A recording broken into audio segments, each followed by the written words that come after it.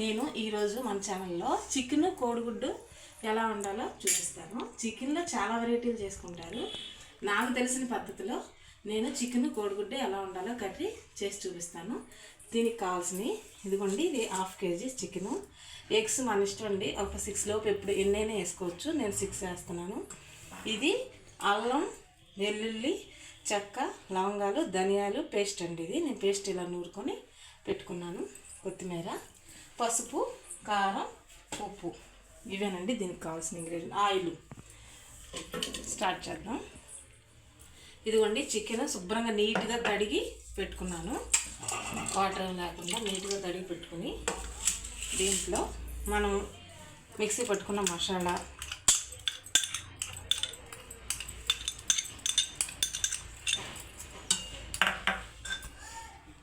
కళ్ళుప్పు, సరిపడినంత కళ్ళుప్పు, ఉప్పు కొంచెం చూసి వేసుకుంటే తర్వాత చాలపోతే మళ్ళీ వేసుకోవచ్చండి. పసుపు ఒక 1/2 టీ స్పూన్, నాన్ వెజ్ కదండి, లేకపోతే 1/2 టీ స్పూన్ సరిపోద్ది.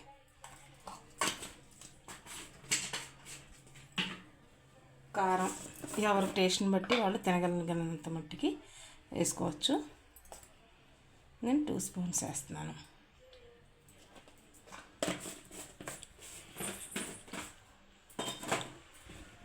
ఇదిగోండి, ఇవన్నీ వేసాం కదా, బాగా కలుపుకొని ఒక 10 minutes మనం మ్యారినేట్ చేసుకొని ఒక 10 minutes ఇట్లా ఉంచుకోవాలండి, స్టే చేసుకోవాలి.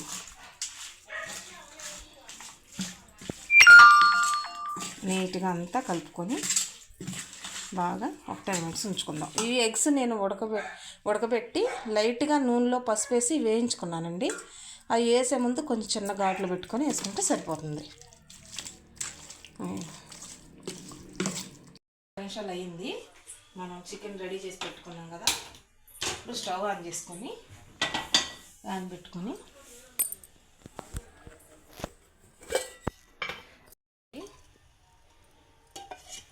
40 టేబుల్ స్పూన్స్ పడుతుందండి ఆయిల్.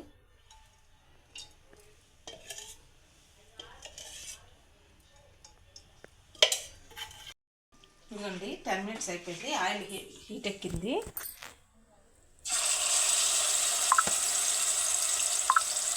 ఆయిల్ వేసేసుకున్నాం చికెన్.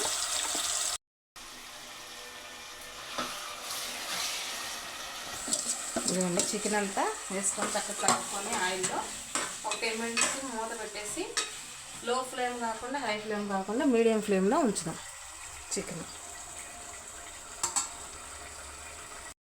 10 minutes అయిందండి. ఇప్పుడు ఒకసారి చూసుకుందాం. ఇదిగోండి, ఆయిల్ పైకి వచ్చింది.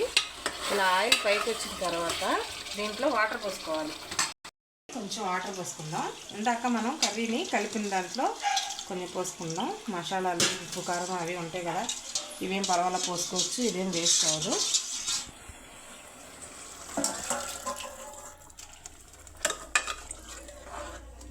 ఇదిగోండి, మళ్ళీ ఇంకొక 10 minutes ఉడకనిద్దాం.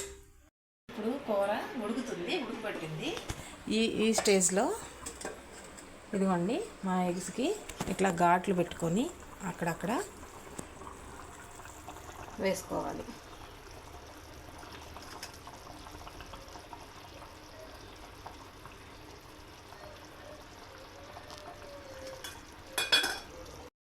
సిక్స్ ఎగ్స్ వేసానని చెప్పాను కదా, నేను వేసేసుకున్నాను 6.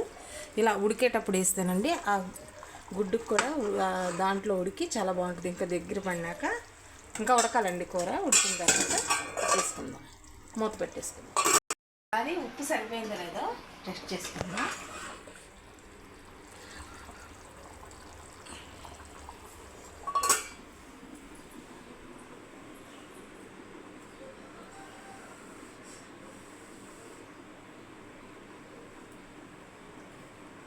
అన్నీ పర్ఫెక్ట్గా సరిపోయినాయండి నాకు. మీరు ఈ స్టైల్లోనే చూసుకొని వేసుకోవాలి. ఉడికిపోయింది దగ్గరగా. ఫైనల్గా పొడి మసాలా వేద్దాం. ఒక స్పూన్ వేసుకోవాలండి పొడి మసాలా. ఇప్పుడే కొత్తిమీర కూడా వేసేద్దాం. వేద్దాం రండి.